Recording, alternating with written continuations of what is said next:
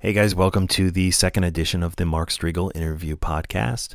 This is a interview with John Bush from the great band Armored Saint, who have just such a great history. If you don't know Armored Saint, I strongly suggest you go check them out. Their last studio record was just awesome.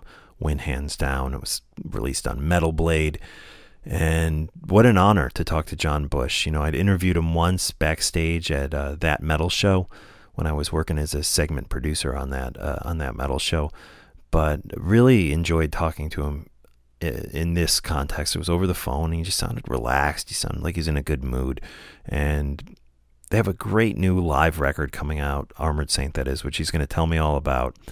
And yeah, we talk about a lot of stuff here. Armored Saint, Anthrax, a little bit.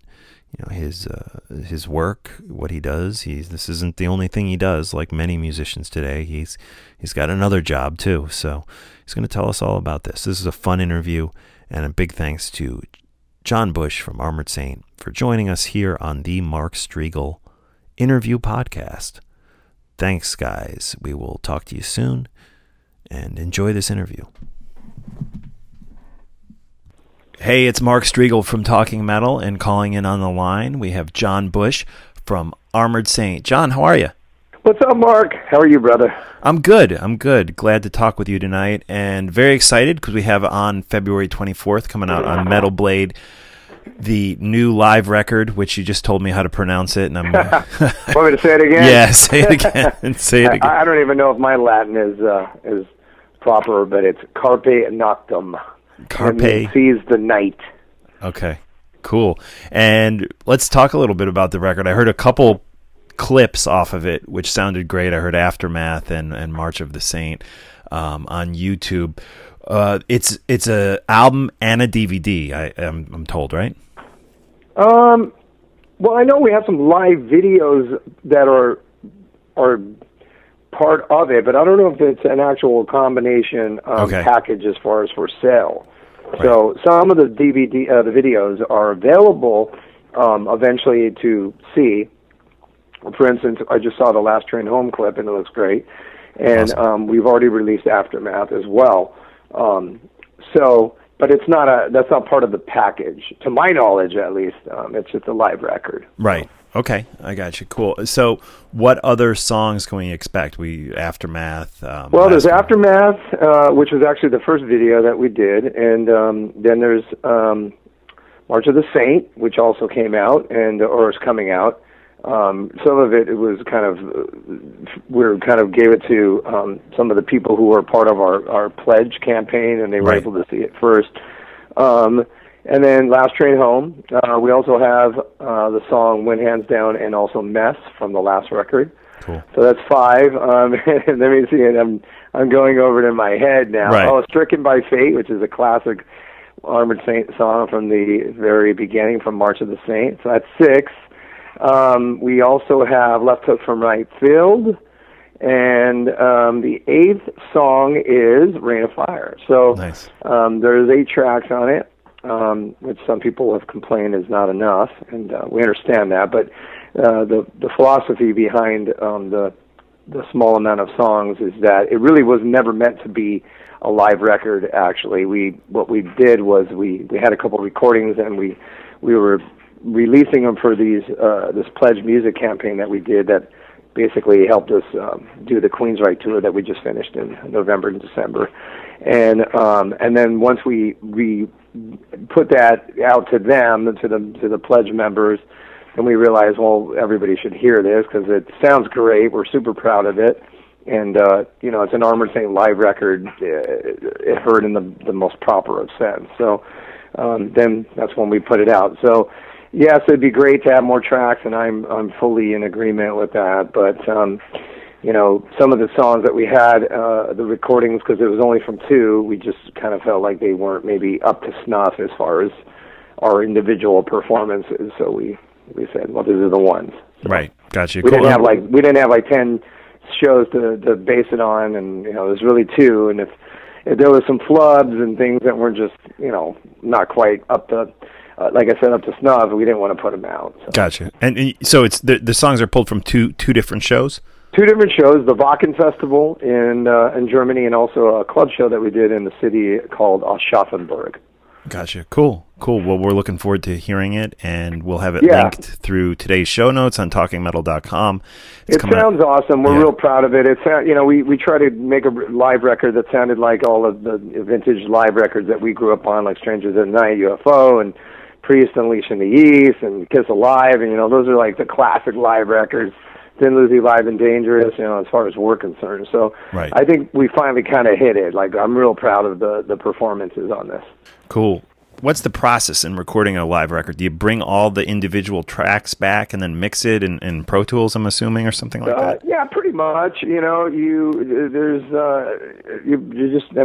mixed it, which he's an awesome engineer, really, in all ways, and he had some work cut out for him and making sure that some of the levels were right, and it's live, so you got things that are kind of loose, and Armored Saint's a loose band as it is.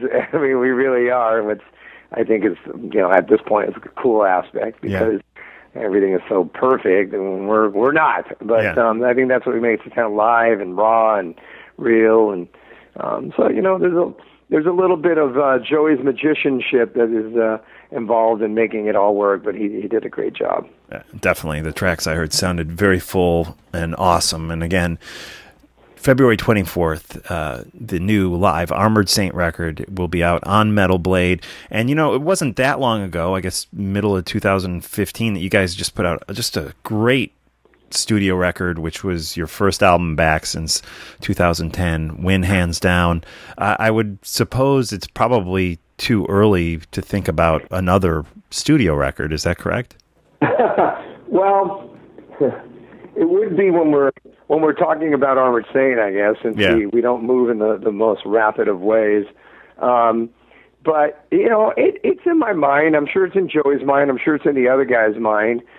We were extremely proud of Win Hands Down. We think we made a really great record that sounds like a classic Armored Saint record, but at the same time, it sounds like a record that's modern as well and came out now instead of 1987. So we're real proud of that, and we would love to kind of continue on with that kind of vibe.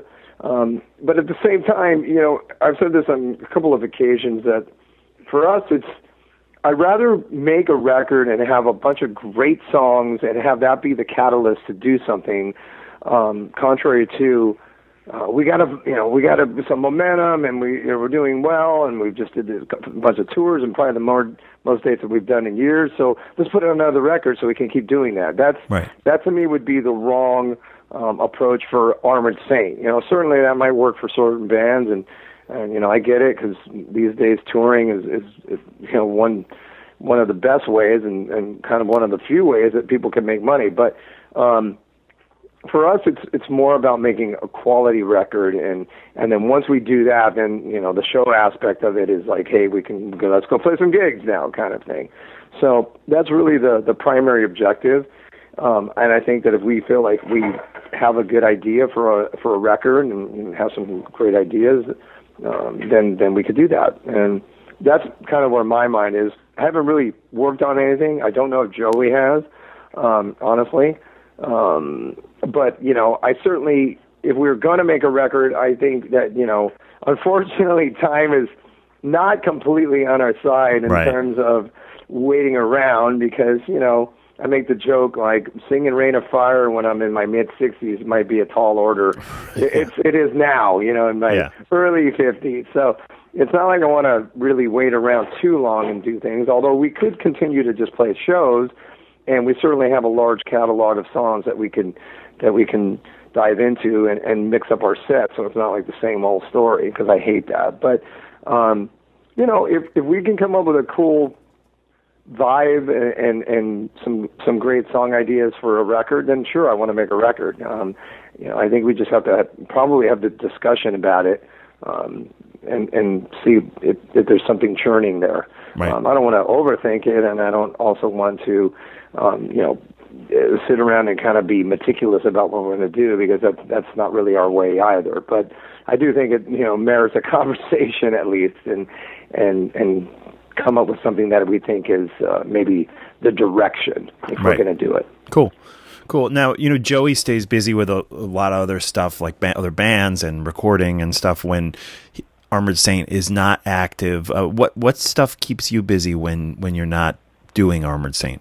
Well, as unexciting as it may sound to the average metal music fan, I have a business that I have with my wife where I'm involved in. As a casting studio that she's had for years, and I've also kind of involved myself in it, well, for a long time now. But that's it. We do that, and it's a good little mom and pop business that helps kind of pay the bills and have fun and have a nice life. And I'm also a father, and I'm pretty involved in my kids' life. And cool. Sometimes I'm just driving my kids to hockey. Yeah. So still cranking rock and playing cool music, especially for my kids, because they I try to make sure that they listen to the proper music, in my opinion. So cool. Not get them exposed to some of the awful pop music that a 9 and 12-year-old might listen to or be exposed to. But we do that, and I've pretty much at this point given most of my musical attention to Armored Saint. Right. Okay.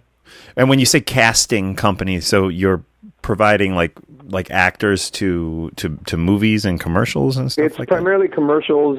We cast actors. We get hired by a production company or ad agencies, and then they say this is what we need for a commercial that we're going to make for whatever Nissan, and then my wife's the casting director, and I assist her, and then work for other people there, and other casting directors work out of it as well. So then actors come in, and audition for it, and that's the kind of the beginning process of how commercials are made.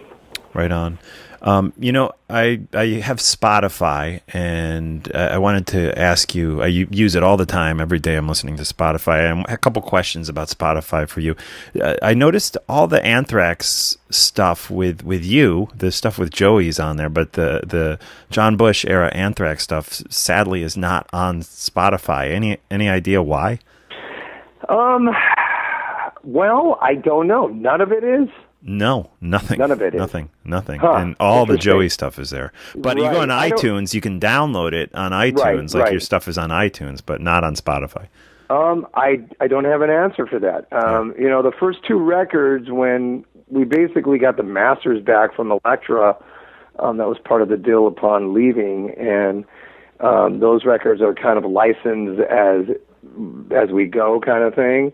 And that's why there's sometimes an area of kind of uncertainty with those. And then the Volume 8 record was also a record that, at the time we were together with a record company that's called Ignition that, is no longer in business.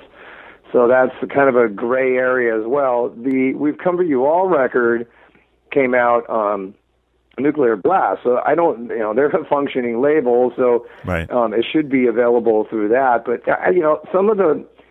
some of the ways our records have been handled in Anthrax, as far as having them properly licensed and everything, is just kind of, I don't know, it's not happening as you can see. Right. And I would love to have those records be available. I mean, like they are on iTunes, like we said. Yeah. If I go to Amoeba Records and I go through the Anthrax, section, I never see any of the records I've made.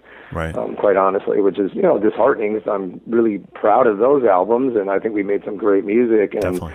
I certainly would like them to be available for people to check out. Like you said, on iTunes, you can download them or purchase them. But I don't know. I don't know why that's the case, and that's not the most positive thing if it's not there. It's a bummer. What about Spotify in general? Do you think it's hurting the music business? Do you think it's a good thing? The whole streaming thing, I don't know that much about it. I know that, I got a present for the holidays for, the Alexa thing, and we use it in our house, and, Alexa, play Armored Saint, whatever. So, I mean, not that I'm doing that. I'm not that narcissistic. But, I was talking to Brian Strigl not that long ago, and he said that he feels like the whole streaming thing with music is going to eventually work itself out. And that's coming from him, who, you know, stands to lose with some of this stuff, and certainly with the record sales declining as they have. But he seemed pretty optimistic that it's not that far around in the future that they're going to iron it all out, and people will be getting properly paid for this, because, you know, quite frankly, the music business is it's been hurt so badly. Right. It's been awful for it, and especially for artists and you know, even labels, and, you know, you name it. You know, it's just been a mess. So I hope they fix it, because, you know, I don't really think that.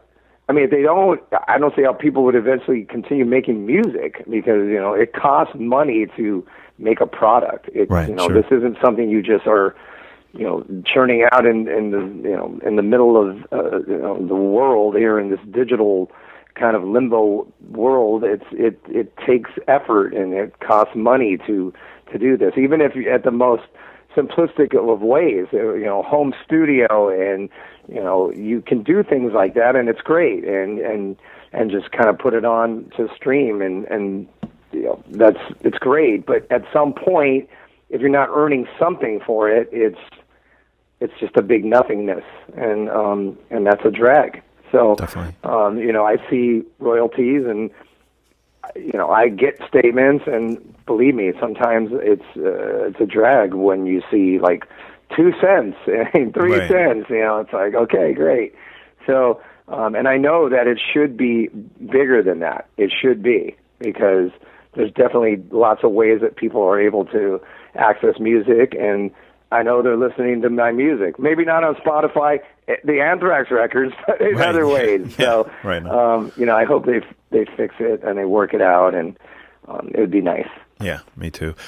You know, Armored Saint and so many other bands were a part of that LA metal scene, the early LA metal scene back in the 1980s, you know, and a lot of times when we think of that scene, we think of Rad and Motley Crue, but you guys were there too, and I was wondering if you have any memories that you could share from that scene back in the day before it kind of blew up and there were just, you know, millions of kids coming in from all over the country, you know, when it was a little more intimate, maybe back in the very early 80s. What was the scene like in general terms? Well, it was awesome. It was I'm super happy to be associated with that time, because I think it was a real special time in heavy metal. And you know, LA in the 82, 83, 84, at least when we were a club band, was awesome. You know, we played with a lot of amazing bands who went on. Most of them had record deals, and most of them did well with their record deals. You know, everyone from Rat, like you said, to Great White, to you know, Quiet Riot, to you know, Steeler, to Black and Blue. You know, there's countless bands. Malice. I mean, almost everybody that came through LA in some way or another had a record deal and had some kind of fame. Obviously, some were bigger than others, of course, but it was great. You know, we were part of that scene, and even though, you know, most of our influence was a little bit heavier and a little bit more based on European bands that we really were inspired by at the time, we still were in LA, and we still were proud to be from LA, and you know, we played with all those bands, and all those bands and us got along very well, and we had great shows together, and you know, we played the Troubadour countless times. That was still to this day is one of my favorite clubs in LA. The Country Club, which was out in the Valley, that had, you know, had amazing shows, which I actually saw Anthrax playing with Raven, you know, with Neil Turbin back in 84, 83. We played there with Metallica, you know, right when Kill 'Em All was released. Just so many people, so many bands, so many cool venues, the Roxy. We used to make our own flyers. I used to have a job at the home office at Public Storage, you know, the main office of all the public storage sites. And so I had access to this really giant Xerox machine at the time, and we would just make, I mean, I probably could get, well, that's not going to matter now, of course, right. But we'd make thousands of flyers, you know, for all our shows. And Dave Pritchard, you know, he was such an awesome artist as well as a great guitar player, and he would make these incredible flyers with pictures on it that had drawings at the same time. They were just really weird and unusual, especially for the flyers that were made at the time by other bands. And we would just pass them out everywhere, and we were all into doing that. And there's plenty of times that we went to the Troubadour where you parked across the street where most people did to go to the Troubadour. And there was times where we would go into that parking garage and everyone was partying in there. Wow. There was times where we would just not even go to the gig. Yeah. It wasn't our gig. It was like somebody else's gig. But we, you know, and our objective was to pass out flyers and to kind of, you know, do some schmoozing or whatever. And, you know, we were partying and having a great time. And there was times we didn't even make it into the club. We were just taking it in the parking garage. Wow. So I have fond memories of that. And cool. It was a great time. It was an awesome time. And sometimes I think Armored Saints most organic circumstances when we were our own manager and we were our own band, and before, you know, we were with Chrysalis Records, and, you know, just kind of our world. And it's you know, then of course, you know, you get a record deal and you get an agent and you get all these things, and, you know, of course those are pivotal moments and big steps in your life. But sometimes I think when we had it just ourselves, it was probably the best as far as it just being the truest. Right. So. Cool. Great stuff. One last question for you. You know, you mentioned Dave, and of course you lost Dave, sadly, back in, I think, 1990 to leukemia, and Jeff Duncan joined after that. But really, that's the only, I believe, the only lineup change you've ever had. And how do you guys make it work? How do you stay together for so long? I mean, there's so many bands out there now where you have the drummer is the only guy, or there's one person in the band. Yeah. What makes it work with you guys? Well, you know, Phil did leave after Delirious Nomad. He was part of the writing process, and then after that record was out during the recording, he left, and then of course Phil came back on Symbol, and Jeff was part of the writing process of Symbol, and then kind of left, and then came back, and so that was a little bit of a weird area as far as his early associations with Armored Saint, although Jeff played in Odin, and Odin opened for Armored Saint as a troubadour in 1983 on countless occasions, as well as Perkins Powell. So we were bonding with Jeff back then too. But, you know, the four guys in Armored Saint, Jeff, Phil, and Gonzo, who are, of course, brothers, and myself and Joey, we grew up in about a quarter-mile radius from one another in a little town in East LA called El Sereno, and here in Los Angeles. And we were friends and going to elementary school when we were like 8 and 9 years old. Wow. And so our relationship is over 40 years together as just friends beyond the band. And I do find it to be a real awesome circumstance that we are the same guys. I mean, obviously Dave is the one exception, and we miss Dave, and, you know, I always feel like his presence is there all the time anyway. And if he was there, then we would have to go for the Outlaws Maiden vibe and have three guitar players, because it would just be right. But of course, you know, he died a long time ago. But I think that's one of the beautiful aspects of Armored Saint. It is the same guys. You know, it's the same dudes who were part of just about every record, and you know, when these songs are played, it's not like, you know, I can learn that song. It's, I know that song. I'm part of that song, you know, and it's pretty rare, especially for a band that has been around as long as we have. We have that, you know, it's the same guys, and I dig that. You know, I think it's a beautiful thing. So, you know, I don't know. It's funny. We get along probably better now than we ever did. Maybe it's a sign of maturity or just our old age. Right. You know, but I think everyone respects everybody else in their space, and you know, we kind of know our roles, and everybody kind of just deals with that in the proper way. And you know, Armored Saint, it's the same dudes. It really is. So it's cool. I think that's one of the greatest aspects of the band. Cool, absolutely. And on that note, we'll wrap things up. John, thank you so much for joining us. Thanks, Mark. All right. Take care. All right. Have a nice night. You too. Bye. Bye-bye.